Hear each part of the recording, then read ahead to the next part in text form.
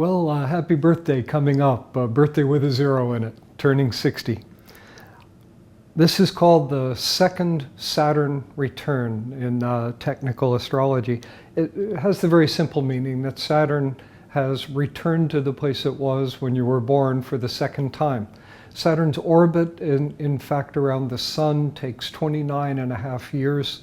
So when we're approximately 59 and thus looking down the barrel of turning 60, we are in the Saturn return. There's a little bit of variation. It's not always the 59th birthday because we're watching Saturn's position in the sky from the moving Earth, and it flips it around a little bit. But everybody, when they're between the time they're, say, 58.5 and 60, they're going to be looking at this second Saturn return.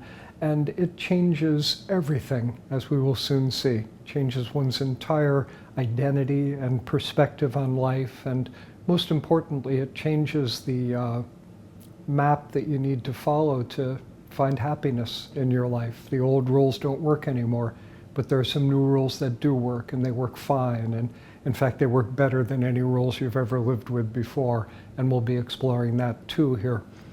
So, we have 3 cycles in life. The first Saturn cycle, the second one, and the third one. By the time we have gotten to the end of the third cycle, we're getting pretty close to our 10 years, and most of us have left the world, although a significant number of us will live on a bit into the next Saturn cycle, but basically 3 Saturn cycles, and we'll call them youth and midlife and the cycle of the elder.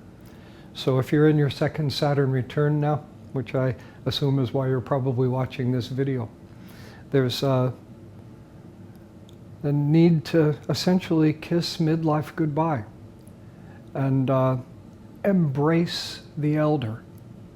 I say embrace the elder. I encourage you to be positive about this. In fact, I hope that one effect that you will experience from listening to these words over the next little while is that you will find some support in your encouragement for becoming older. There's reason to imagine that what lies ahead for you will be the happiest time of your life.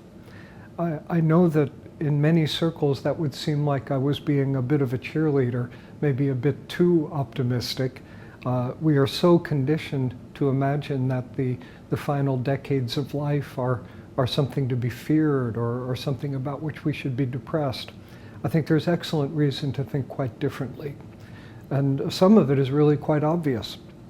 Remember how awful it was to be a teenager.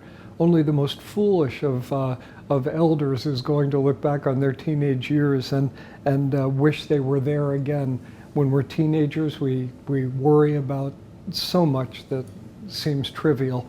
We're worried about the shape of our nose and what other people think of us and all of that. We get into our 20s and we maybe calm down a little bit. 20s compare pretty favorably to the teenage years in the category of happiness or sanity. But then we get into our 30s and we think back at our 20s and we realize how crazy we were in our 20s. And then we get to our 40s and we think back to our 30s and we realize how crazy we were in our 30s. And in each of these decades, there's a certain validity to these perceptions. I'm saying it sort of lightly and playfully. It might even sound like I'm joking, but I'm not joking. We become saner. We work on ourselves. We develop more wisdom. And this has something to do with happiness. When I say happiness, I don't mean wild Dionysian release. We may be at our best at that when we're 25 or something.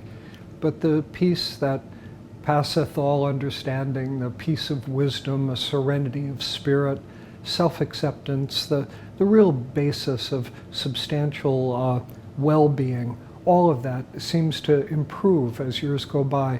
And there's no evidence in most of our lives that this reverses itself. And why not have the happy anticipation that the years ahead will involve a deepening of this well-being, a deepening of this happiness, a deepening of this wisdom?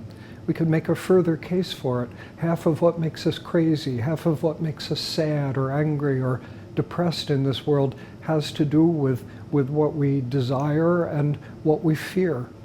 And so desires, desiring money, let's say, or power or prestige, or even sex. As we get older, it's not that we necessarily lose interest in all those things, but their grip on us is not quite as penetrating, not quite as fierce.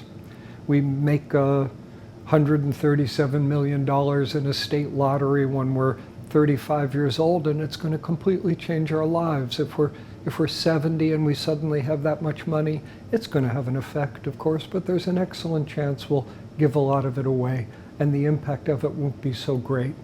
We get to appear on national television in some flattering light when we're 35, and it goes straight to our head. When we're 70, we kind of get the joke about it.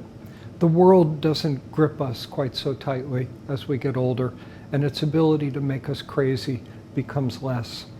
So at the Saturn return, at the second Saturn return, as we cross the line into elderhood, there is a dramatic intensification of these very changes that I've been talking about. A kind of relaxation about the trivial things of life seems to come into our heads. We lose some of our attachment to that, and this is a good reason to celebrate and embrace the aging process, and to recognize that there's a good rational basis for expecting that we'll be happier. Many would come in and object and say, but terrible things happen to our bodies as we get older. We can become debilitated. We can become ill. We will surely die sooner or later. And we're a little closer to it, presumably, in our old age. And, those are scary things, admittedly, and they can potentially be horrible. But even there, if a doctor were to face you when you were 40 years old and say, I've got bad news for you, and you're given some fatal medical diagnosis at age 40, presumably it's a completely devastating event. As we get older, I guess we're sort of getting used to the idea that it'll happen sooner or later. And maybe we have a little bit more of our life behind us, and we've done more of what we set out to do in life, spiritually and in other ways, and a doctor hits us with such a diagnosis, and it gets our full attention. I'm not trying to make light of it. It's a heavy thing. But we feel it better than we would have when we're 40. I doubt what I'm saying is universally true, but I suspect it's true in a majority sense, that generally our increasing wisdom and increasing acceptance of life's realities even supports us in facing the most horrible things that can happen to us in our final years. Again, every reason to believe that happiness can be strengthened. So these are encouraging things that I'm saying. Let me shift our gears a little bit and speak of the Saturn return in a different way.